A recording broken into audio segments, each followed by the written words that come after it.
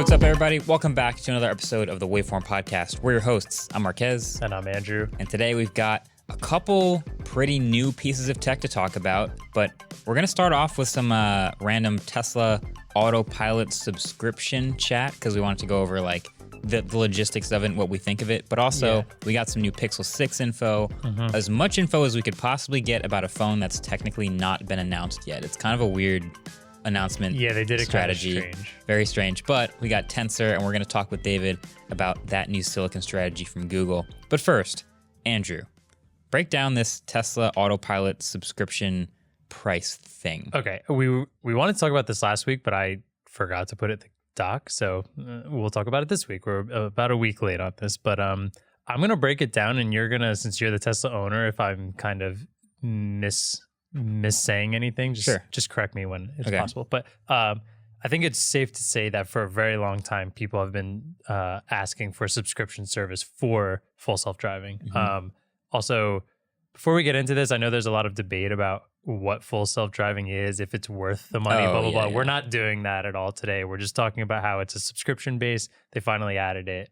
Just as the feature currently exists, people wanted the ability to subscribe to it for some time and then unsubscribe from it when they don't need it for a while, and then add it back later with no penalty. And also not paying $10,000 up front. That's a lot of money up front. So monthly, I mean, we see this happening with everything. Financing, it's just always been a thing in our economy where you try and pay per month rather than upfront. So people have been asking for it for a really long time. It finally came out, and it is currently going for $199 a month or $99 a month if you already paid for enhanced autopilot. So I guess that's my first question really quick is, you can have a base model with nothing. You can have enhanced autopilot, and then there's full self-driving. Yeah. Correct? What is the price on enhanced autopilot? That's a good question. I'm going to guess 5. I'm going to go to Tesla's website and check. I think that's just the link. I'll spec a Model 3. That's probably what most people are interested in. I spec'd a base one, yeah. So this is perfect. If you compare it like that, I can compare it to what I have already. So I don't think it lets you buy enhanced autopilot by itself now. It's either nothing or full self-driving for $10,000. Okay. That's it. All right. So still a little confused on that. Apparently, if you have enhanced autopilot already, it's only $99 a month. Right. But we're going to mostly focus here on just the $200 a month because I think that's what most people will be in the scenario of. Okay. Like you said, it's cancelable anytime.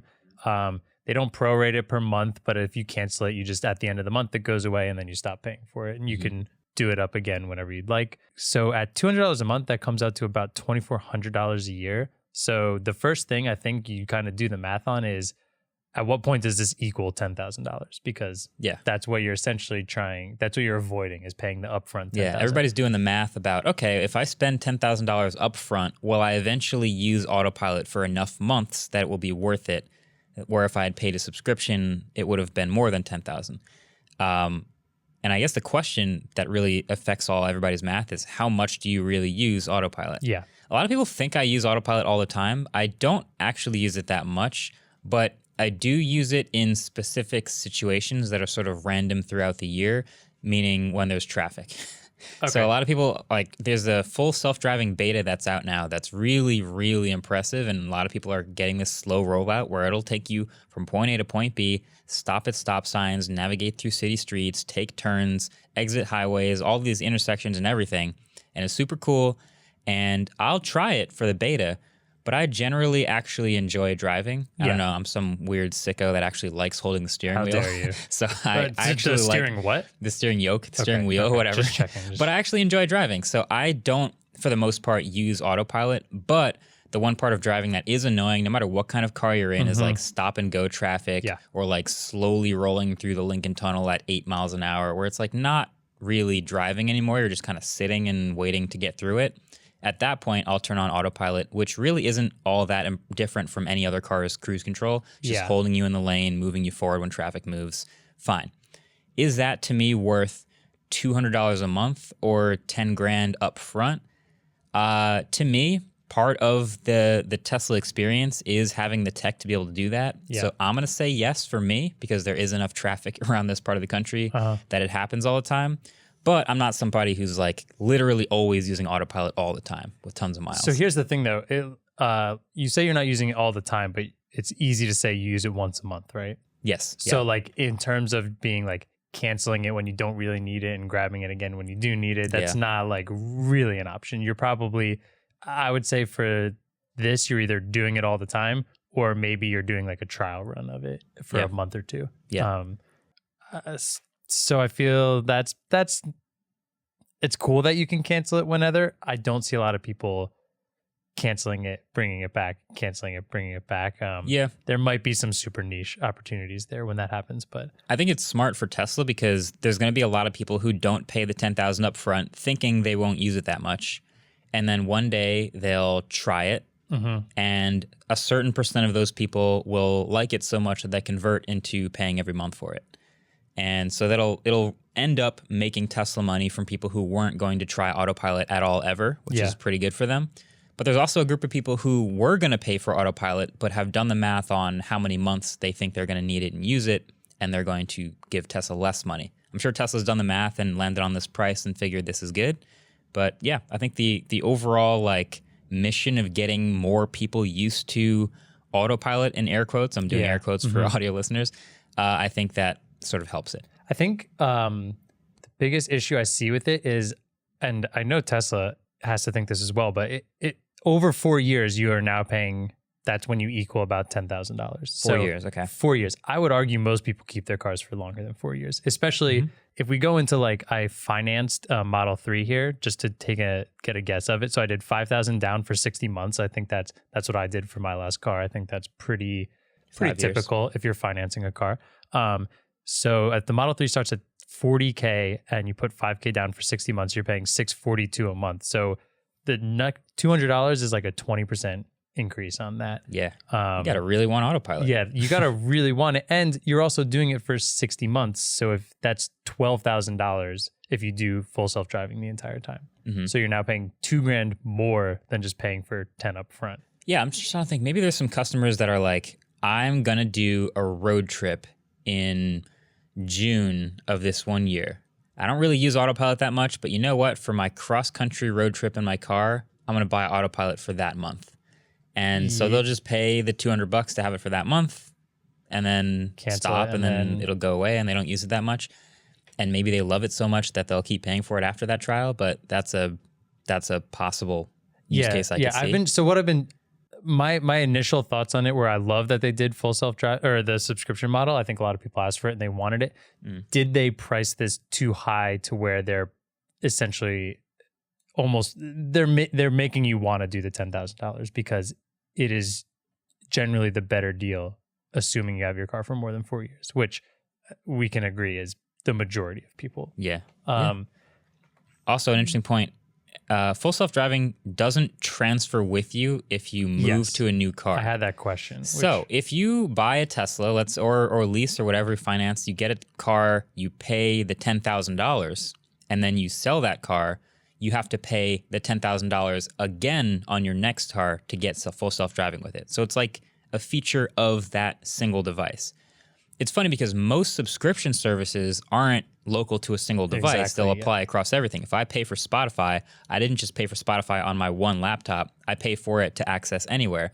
So it's kind of funny that this one subscription service does not transfer. But yeah, if you do pay for the subscription on one car and you want it on your next car, you unsubscribe on one car and then resubscribe on the next car. And so when you sell it, you're selling a car that does not have autopilot, which is bringing the value down. But that's something to notice. Do the majority of these cars have the hardware already built in? Like you don't get the extra hardware when you pay the $10,000? They all have the hardware. Okay, so like that to me feels kind of strange, paying the $10,000 and then having to pay it again, where I guess that's where this could come in a little better.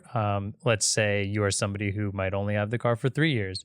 Then it definitely makes sense to just do the $200. My other question would be, can you pay the $200 to try it for a month and then pay the $10,000 because you loved it so much and you know you're going to have the car for more than 4 years and you want to have the better deal? It's a good question. I would guess that because Tesla should take your money, but I actually don't know. I don't know. You could in the past, before the subscription started, you could add it later, right?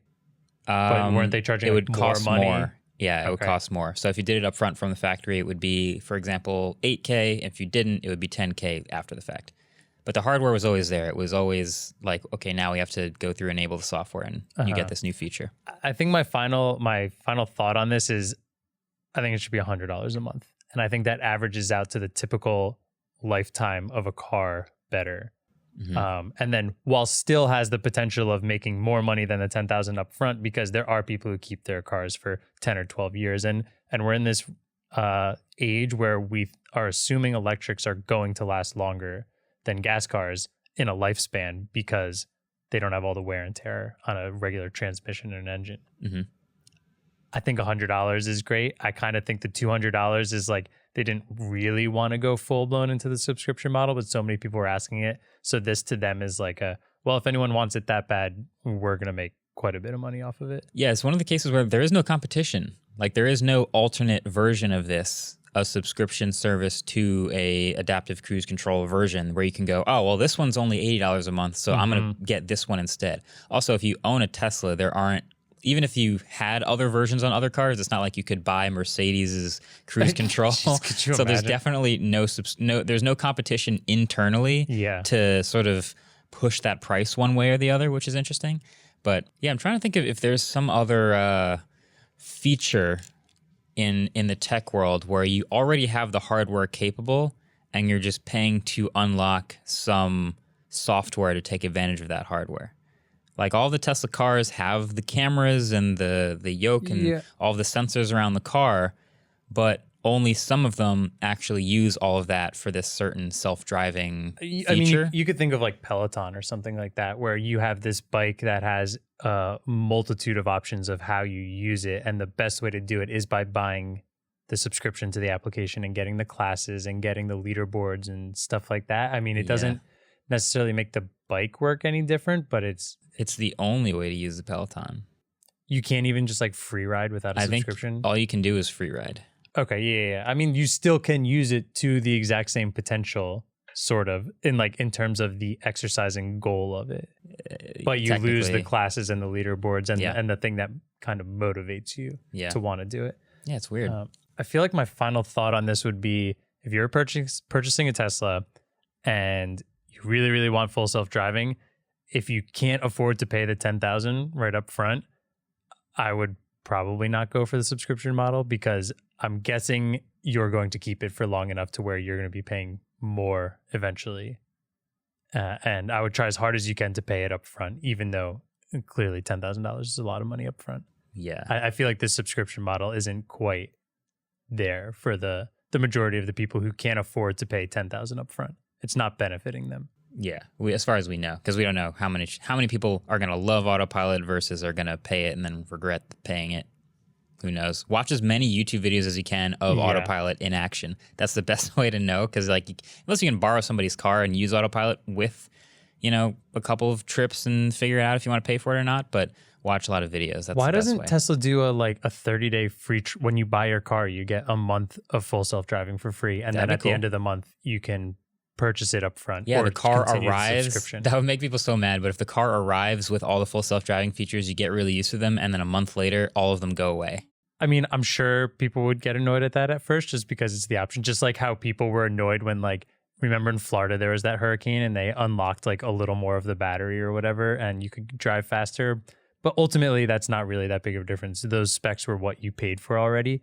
But getting a free trial of it might make people wonder if they, and it'll stop a lot more regret of paying $10,000 and then realizing they don't like it or don't think it was worth it. Yeah, give them a free trial that they can activate at any time.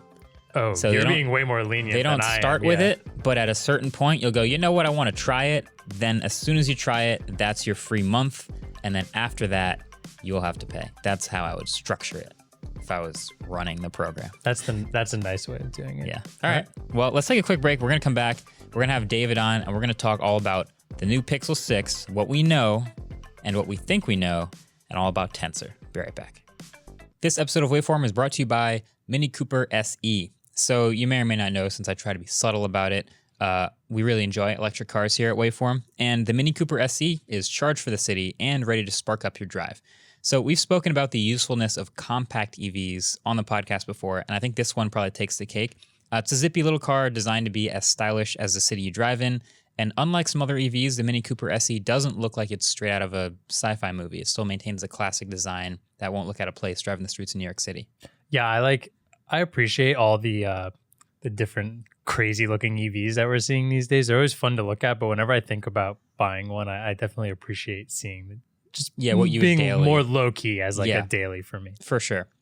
Driving the Cooper SE also was surprisingly comfortable just because it handles nicely like a Mini Cooper, like a go-kart kind of actually, and maneuvering through traffic on the way to lunch was a breeze. So get up to 80% charge in just 35 minutes with fast charging at a level 3 DC charging station, or just charge overnight at your home with AC charging as well. Plus, the electric digital instrument cluster puts all of the important things right at your fingertips on the inside there. So it's a unique looking circular touchscreen display that makes listening to your favorite music or podcasts on your morning commute as simple as can be. Plus, the lighting around the screen moves with the dial as you turn it. So as you turn up the temperature of the AC or turn up the fan speed or music volume, the lights light up too, which is pretty sweet. And it's also pretty refreshing having real knobs and buttons and switches in the car. So if you're in the market for a compact, stylish, quick little car to get you around the city, then it's worth checking out the Mini Cooper SE to see if it's right for you. All right, we're back. Let's talk Pixel 6. Yeah. There's a lot. We aren't going to do it, but you are going to talk about Pixel 6. I mean, I'm excited for it, but I've said kind of what I wanted to. I know David's very excited to talk about not just Pixel 6, but Tensor and a whole lot of other stuff. So I'm going to actually relinquish my seat for the rest of the episode. David will be your host for the rest of this, and I think he's very, very excited. So before you leave, though, sure. Since you're a current Pixel user, what are your reactions to seeing Pixel 6? I want the smaller one. Okay, I think there it is. If I get it, if. Interesting. We don't know a lot yet. We don't know price. Okay, let's bring in David. Down the details. Whoa. Oh, hey. Welcome. This keeps happening. David. I don't David, know you keep taking over the podcast, man. Welcome back. Thank you. Okay. We've got a bunch. This is maybe the strangest smartphone pre-announcement I've seen in a while. So what Google did was they hopped on. Well, first of all, they emailed a bunch of people behind the scenes, including me, and they were like, hey, want to come to New York City and just check out the Pixel? But also, we're not announcing it yet. But you want to check it out, and then you can talk about it.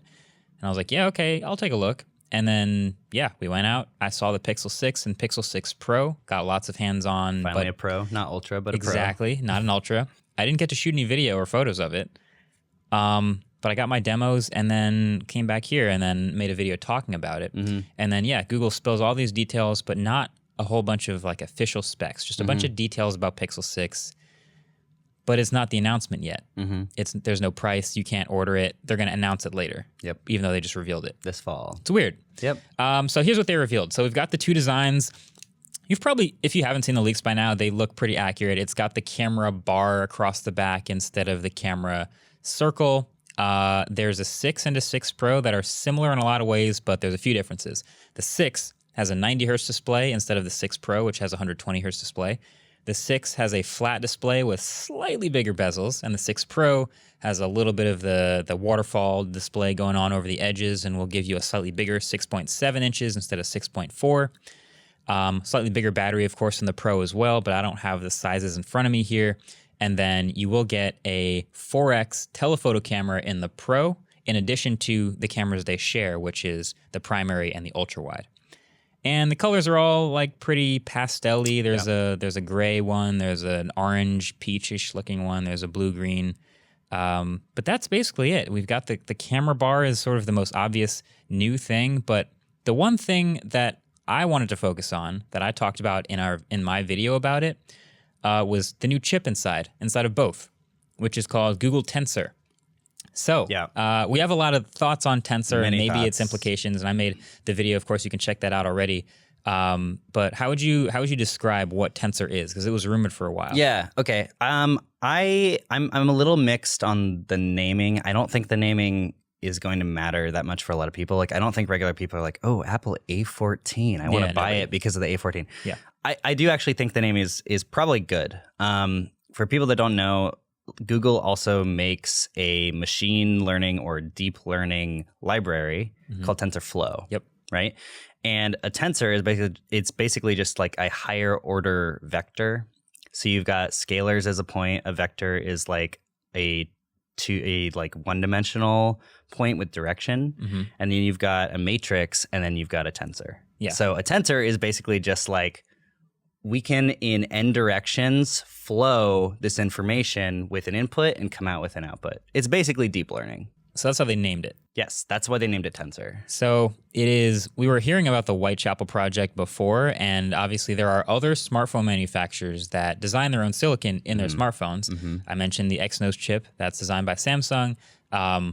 Kirin. I always Kirin chips from Huawei. People always correct me when I say it wrong. Yeah. And obviously Apple with their A14. Yeah. So yeah, the Tensor chip will now be in pixels. Yeah. Makes it competitive in its own unique way, but also allows them to focus on dedicating certain parts of the chip to certain things. Yep. And this is a lot of what they were telling me. They gave me some demos on photography. Computational photography is a big deal. They're doing something new now where if they take a photo of a human and the face is blurry, they're also now taking some really, really fast shutter speed shots on the ultra wide that they can merge in to get a clear face on an otherwise blurry subject. Yeah. Pretty cool stuff. Also, computational photography inside video is something they showed me, and they gave me a quick demo of basically like an HDR shot right into the sun against Pixel 5 and iPhone 12. And of course, it's doing all its pixel magic. So that was tailored by them. And of course, we'll have to test that for ourselves, but that's pretty cool. And then on-device speech-to-text recognition, which covers a lot of things. It covers, like, obviously just texting somebody with your voice, but it also covers Google Assistant. And it also covers, turning on transcriptions or translate, and also live transcriptions that are also live translated into a different language, all happening on-device. A lot of really cool stuff. Yeah. We don't know the rest of the details of like how it'll benchmark and if it's equivalent to a Snapdragon 888 or an 765. We don't really know. Yeah. But we got all these details now, and we've got thoughts on them. But I'm curious, how do you feel about I have so many thoughts, man. Hit me. Okay, here's the thing. Big reason why Apple is transitioning from Intel to ARM, for example, on the Macs is because they're realizing that ARM was originally developed for like smartphones, right? It's like a reduced architecture that was originally like, let's save as much power as we can. And then over the years, because smartphones are like one of the most replaced products of all time, they were able to iterate it on it more than like any other thing, right? So ARM just became better and better and better. Apple realized like, oh, these are now basically faster than the traditional processors. Yeah. This is a similar transition. It's also ARM, of course, because Qualcomm uses ARM architectures and then it basically like tweaks it to its own specifications. But Google here is effectively realizing that machine learning is becoming more and more and more important in our phones, right? That's the reason that Apple created the A14 Bionic, the whole like Bionic thing. Right, because there's certain parts of that chip that are dedicated. There's like a neural core, and there's the part that's specifically for Face ID and all these different biometrics, and often, ML gets looped into that. Right, so the neural processing unit. So if we pull this back to the original Google Pixel, right? Okay. Pixel 1, that was a classic. Pixel 1, a classic phone. It was the first made by Google phone. That's when they announced the made by Google brand. They released the Pixel 1. They released the Google Home. And then they also released, I think, Google Wi-Fi at that time. Google Wi-Fi at that time didn't have Google Assistant. But more important than the hardware that they released, than Google-made phones, was the Google Assistant. Yeah. Google Assistant was their first step in doing basically like deep learning stuff on your device, and more importantly, ambient computing. Google's future is ambient computing, which is to say you don't have to interact with your device that much, right? Everything that you should be doing should be able to be done just with your voice, or it should predict things for you. It's kind of like that Elon Musk, like any input is failure of the system. Basically, Google wants the Google Assistant to be all around you at all times. And that's why now if you go in the Google store, they offer so many products that are all made to be all around you all the time. Yeah. There's a bunch of parts of this that I'm curious about. Obviously, we have other assistants that work in their own ways, Siri and Alexa, and what's the one that's Cortana is another one. But Google Assistant, Google Assistant to me tends to be the most consistent and the most helpful because it knows the most about me, but also it's the most proactive. A lot of times it's already about to tell me what the traffic is to work before I even leave. Right. Stuff like that is really cool. So I imagine Tensor, putting your own design silicon in the phone you make is a step to sort of centralize and maximize this advantage that they have. Right. Like Siri on the iPhone, while it's decent, as currently constructed, I feel like it can never match what Google Assistant does because Apple's so focused on privacy that there's so much that they don't know about you. And they try to map it out and do a good job about that. But Google sort of shamelessly knows a lot about you and is constantly ambiently computing with that information. Right. So Tensor is just another way of optimizing and speeding up and centralizing that on the Pixel and making it. Does it make it a buying point for the Pixel? Is that a reason people will buy Pixel 6? Here I think is Google's core problem. Okay. Is it will make the experience way better because all of the reasons to buy Pixel are all of the things that Google Assistant does and the ways that Pixel are smart, right? Like, or not even just Google Assistant, but the machine learning chops that Google has.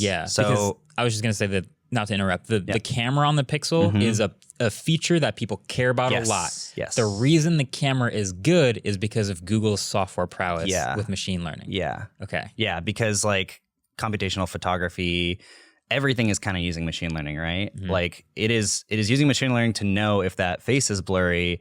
It'll always take another photo with the wide camera, and then it uses machine learning to clear up. It'll crop in with the wide camera, clear up that area with machine learning, and then make the face not blurry. It's crazy. But they have this like whole ambient computing push where they don't want you to have to interact with your devices that often. And when I reviewed the like Pixel 4a and the Pixel 5, I basically was like, well, it's okay that these phones are like not pro phones in a way because they make you not need to touch them as often. You've got things like Now Playing on your phone, so you glance at your phone when you're in a coffee shop and you already know the song that's playing. It's one of my favorite features. You've got Hold for Me, so if you're making a call, it can like hold for you. You've got call screening, so you don't have to really touch your phone that much. Like Google's whole thing. And if you go on their website right now, they have so many products that you can buy that all have Google Assistant built in. Now the Nest Wi-Fi, which used to be Google Wi-Fi, has Google Assistant built in. You've got the Nest Cams. There's just like all of these products with Google Assistant. So I think their end goal is Google Assistant should be able to sort of do everything for you. And Google's just been so good at deep learning compared to every other company ever because they have the most data. Because they're Google. They have everything. They have the internet. Google knows a lot about me. A lot. And not even just about you, but just about like trends and everything and like about what I'm likely to do and likely to become. Yeah. It's kind of scary. It's like funny. We were checking the other day about like, how many cities have we been to? How many states have we been to? And we're like, how do I even figure out for myself how many places I've been to? I could just sort of count back in my memory. Or you could open the Google Maps like timeline and it'll give you a bunch of points on a map where you've ever been. Because you have your phone on you at all times. It's like they know so much about you. Okay, so do we to go back to Tensor and the Pixel?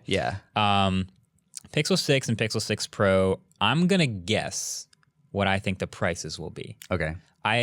Just the way they were talking about them and the way I saw them built and after holding them, I feel like we can say, or at least I'll say, I think Pixel 6 Pro is going to be right around $1,000. And I think Pixel 6 is going to be right around that $750 mark where we saw like, OnePlus 8 and Galaxy S20 FE and a lot of those phones, which is, it's expensive, but it's competitive-ish in that way. Do you think this brings Pixel to like the finally competitive flagship landscape that we've been hoping for? Or is it going to take more than just Tensor and a nice screen? Yeah, this is the problem is like Google is so focused on making the experience for you amazing and seamless. Their whole thing is ambient computing, which means that you shouldn't have to worry about things. Things should just happen for you. And the experience that they offer on Pixel with things like their deep learning algorithms is so amazing. Unfortunately, from a marketing perspective, it's really hard to market that. Like you can say like Pixel is delightful. A lot of people will call Pixels delightful, but unless helpful, like Google uses that term all the time. But unless you have like a headline feature, like the camera, right? Everybody uses the camera. Everyone knows Pixel cameras are great. So I really hope that they're really pushing how much better these cameras are now, especially since they're finally putting new new hardware in it. Oh yeah, thank goodness. I'm excited for that, by the way. Very. Yeah. Yeah. That's a good point. Like if they had like a really catchy, maybe not just slogan, but like an entire campaign, because they've flirted with this. They've talked about like how, I don't know if exactly the way they phrase it, but how like Google works for you. Yeah. Or like let Google do it for you. That's a whole something campaign. Like that. Yeah. Let Google and it's do like it makes sense to me because I know what they mean, but I just don't see it clicking with a lot of people. You know what's funny though is they had their earnings call recently and they told the investors, by the way, we're going to be spending a lot more money than usual near the second half of the year for the holiday season, which means they're going to market the crap out of Pixel 6 and Pixel 6 Pro. I'm very interested. I think they really, really want to get past that like single digit like penetration number in the US market share. But yeah, when I say that Tensor is a similar transition as from like x86 to ARM, it's because like companies like Qualcomm have upped the amount of machine learning cores that they're dedicating in their chips. Like Qualcomm is doing a good job of like scaling that up more and more. But I think Google is realizing sort of like single core CPU performance and multi-core CPU performance are fine.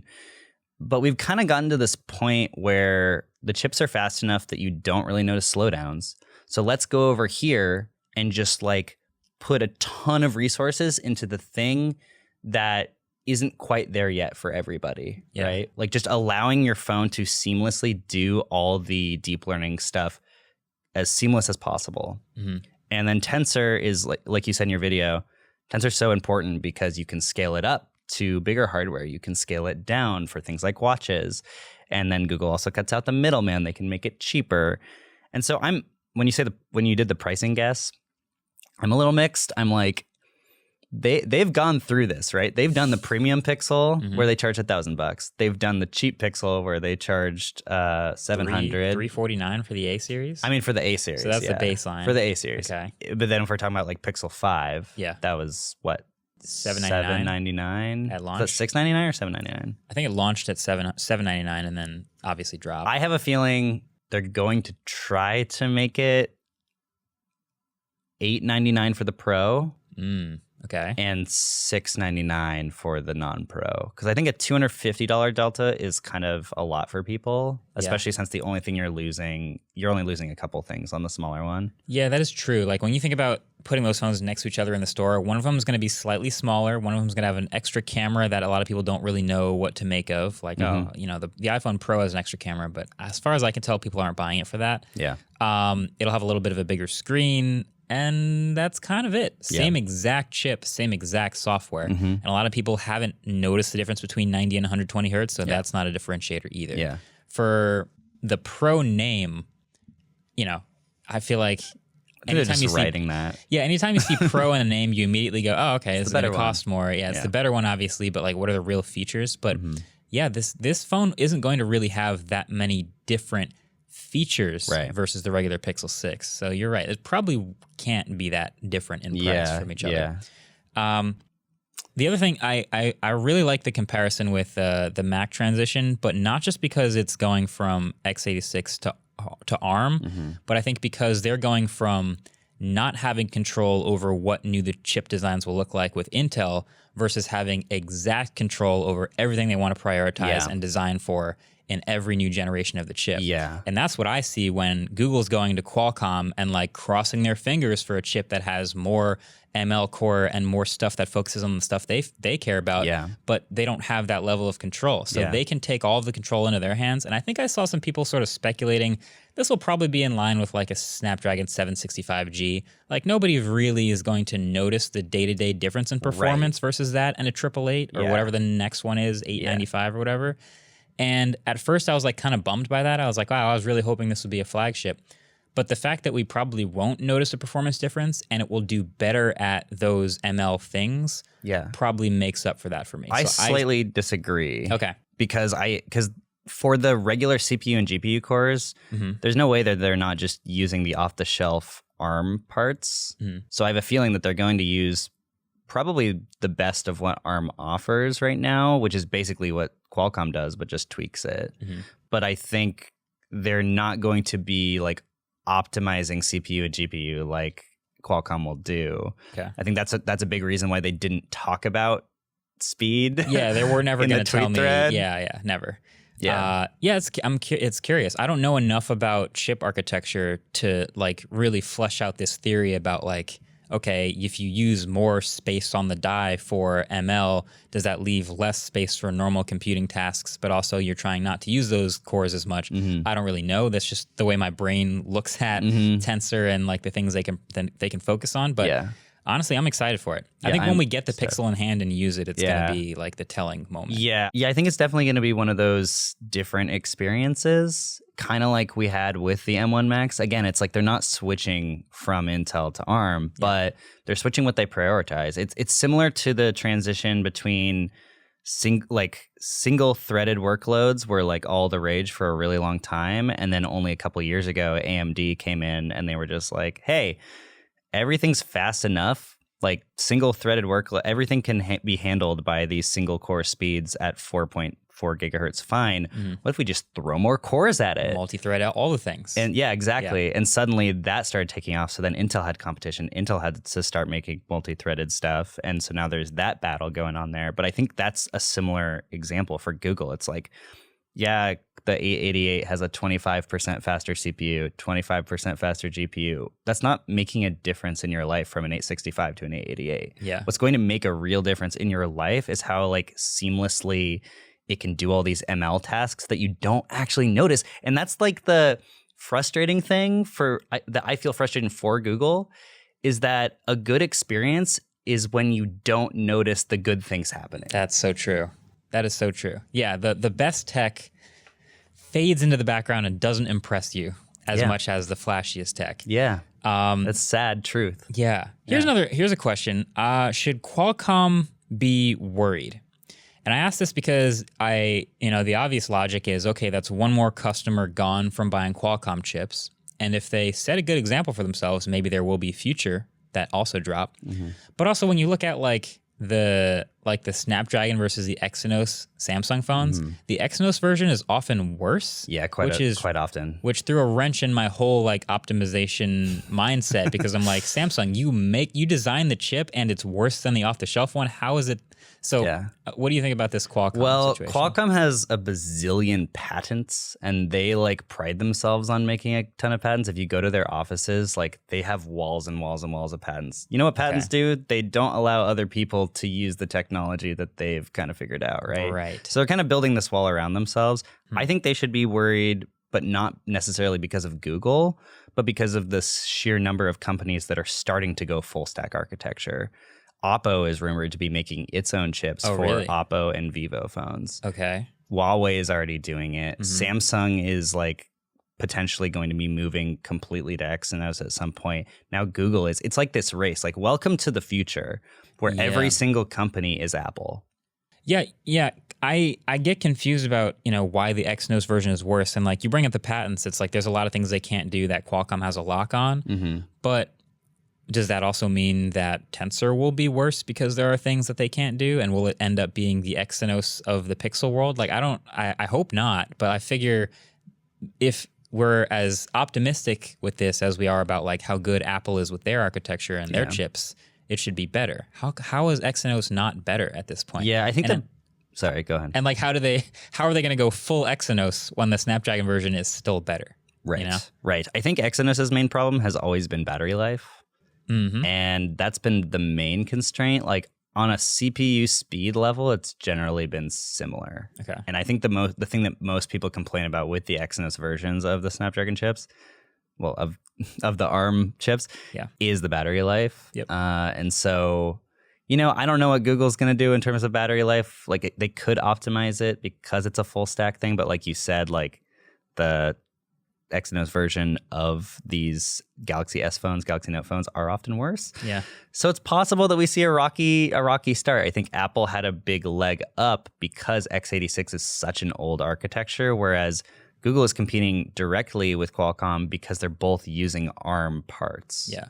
I think the reason I'm so optimistic is because when you look at the iPhone, Apple makes iOS and Apple codes and makes that silicon. Google makes Android. Yeah. And so when they are coding and making Android and optimizing, they have truly the full stack. Like all the others obviously are making Android phones, but they don't make Android. They'll take it and they'll optimize it for themselves. Yeah. But that's like the one extra bit where we never really look at the milliamp hour size of an iPhone battery because it doesn't really match up versus the expected battery performance because they don't have the same level of vertical integration as Apple. So now Google with Pixel will finally have that full stack. That's why I hope, I'm crossing my fingers for audio listeners, I hope that they can take advantage of that and deliver an awesome battery life despite, not having the biggest batteries in the world. I think they're definitely getting closer to what Apple can offer. They are constrained under a similar constraint that Windows is constrained by when it comes to Windows versus Mac. Whereas Windows has to have support for all these older versions. It has to support other phones. And yes, Google can optimize Android for the Pixel, but it still has to work on other phones, right? Whereas Apple on the Mac and on the iPhone can literally update to a new OS and say, hey, developers, if you want to be on the new OS, you have to change your code base. Wow. Whereas Windows can't do that. Android can't do that. Android's mostly coded in Java. Java's old. Now, Apple does everything in new in Swift, and it's great, right? It's fast, it's new, it's lean. Yeah. So that's the constraint that Google's under.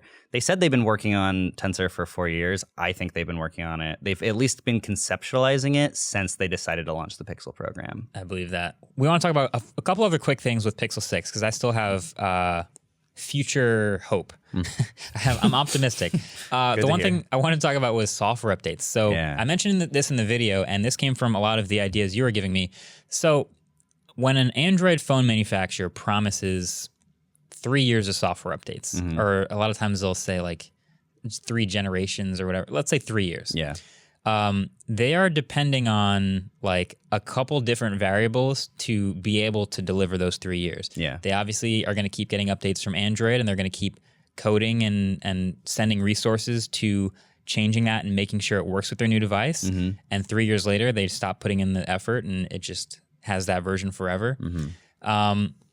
With Pixel and Tensor and Google making Android, they are not just able to deliver possibly longer, but it feels like they're incentivized absolutely. To do so. Can you break that down? Yeah. So when you have a phone, when you buy a phone from, say, I was going to say LG, but RIP. RIP. Let's say LG, because I think they only ever promised like 2 years of software updates. Okay. Basically, that's the software updates are constrained by the chip maker, Qualcomm. Because I didn't know this. Yeah. Yeah. So they have to basically support that Android version on that phone for a certain number of time. Now, Qualcomm, the max amount of time they usually support, this can be changed depending on their relationship with an ODM. But the max amount of time that they usually support Android updates for is about 3 years per device. And if you'll notice, the companies that make a big deal about like supporting your phone for longer, Samsung, for example, offers 4 years of security updates. So there are 3 years of Android versions, 4 years of security updates. Sure. The reason they don't push more than 3 years of Android updates on their Exynos chips is because they want to have feature parity with all their phones. So they don't want there to be like confusion, right? There's been that issue before where like Samsung could have done something in the S20 but only on the Exynos version, but they don't because Qualcomm didn't offer it. Right. So they need to have feature parity. Samsung, you've avoided the confusion. You're not confusing at all now. Yeah. But with Google, now they can just be like, oh, well, we're going to support Android for as long as we can. And that is beneficial to them because they make way more money on you after they sell you the phone based on like things like Google Assistant, things like search. Like they make all their money through ad services, basically. And this is a huge reason why Apple has really opened up their ecosystem of monthly payment services like Apple Fitness Plus, Apple News Plus, Apple TV Plus. Yeah. Because they've saturated the market of iPhones like in the US. It was so like obvious when they're basically coming it from the opposite direction. Like, okay, Google has wanted to just get a phone in your hand so they can make money from you over and over because they sell ads, right? Apple has made a lot of money from selling phones, but then a while ago, they didn't really make that much money on services. They'd get you the phone. They don't have that much data. They're not selling ads. They're not really making as much money as they could. Obviously, the App Store is huge.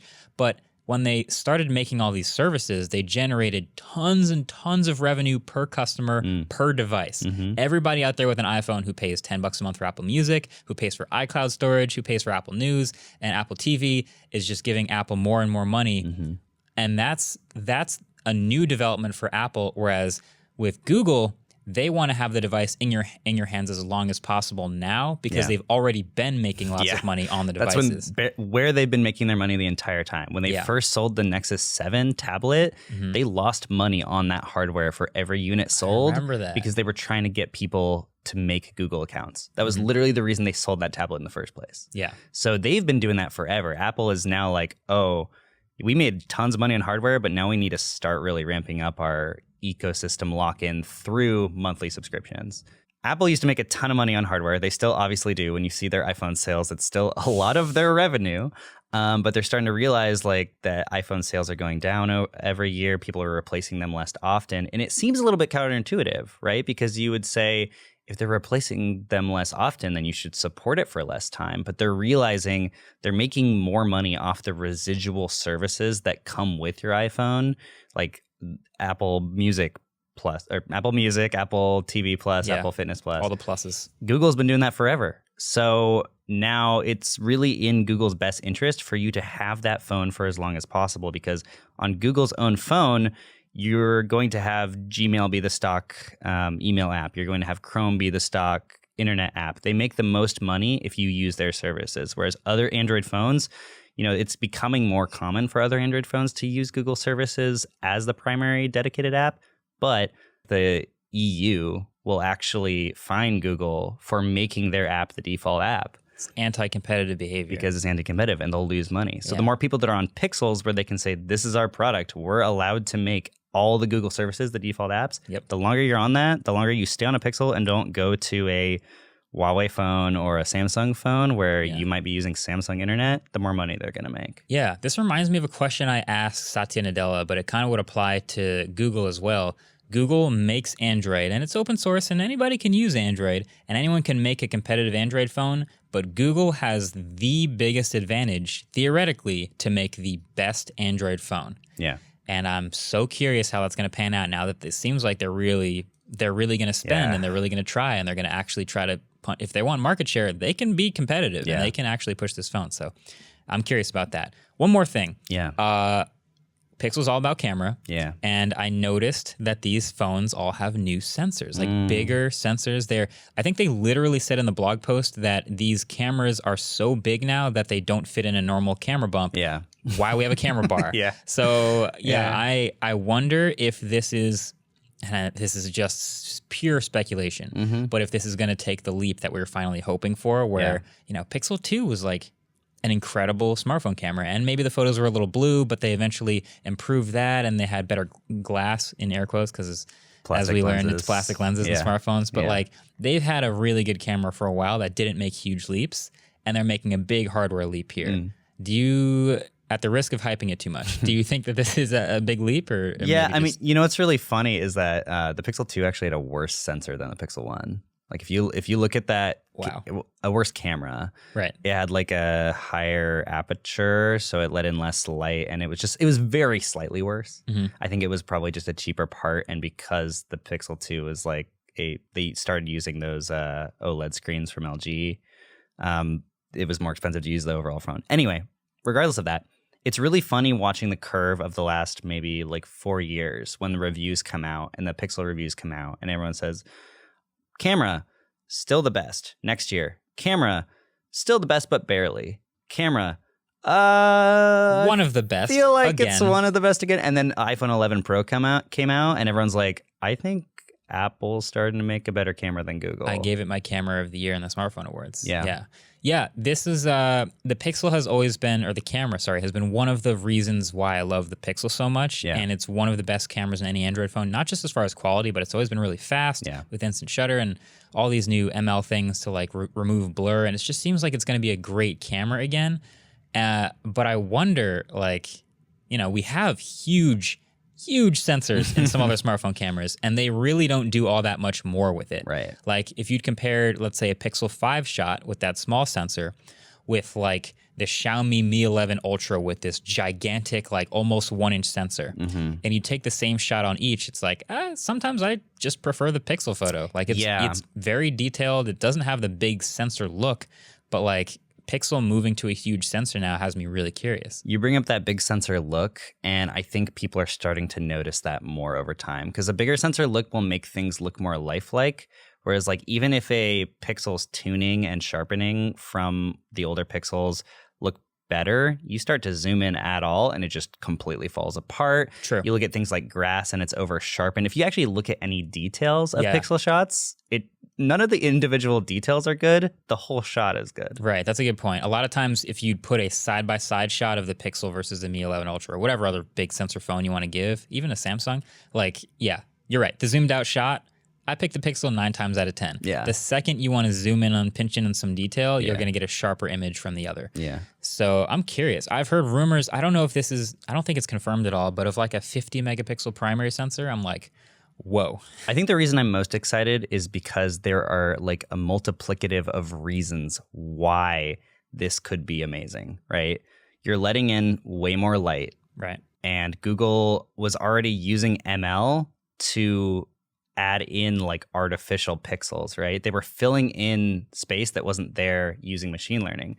So not only do you get the combination of natural physics benefiting you, but you get natural physics plus Tensor, which is like, we're going to use a lot of this chip for ML.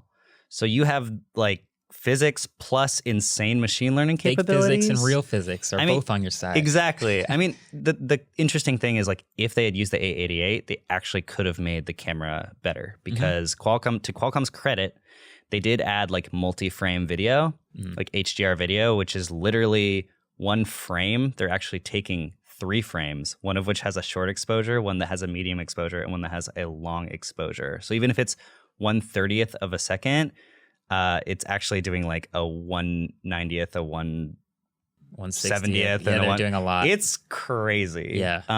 But I am really, really excited for both video and photo capabilities of these phones. Yeah. I think they're going to be very awesome. I think night sight from a massive sensor with Tensor is going to be sick. It's insane. It's going to be sick. Yeah. Well, at the risk of overhyping and making our expectations way too high, we'll end it there. I do expect to see more info on Pixel over the next couple of weeks. It's probably going to come out in October again, or at least get announced in October again and then come out after that. Yeah. But yeah, 6 and 6 Pro. You can watch the video on the main channel if you haven't already seen it for our organized, condensed thoughts on Tensor.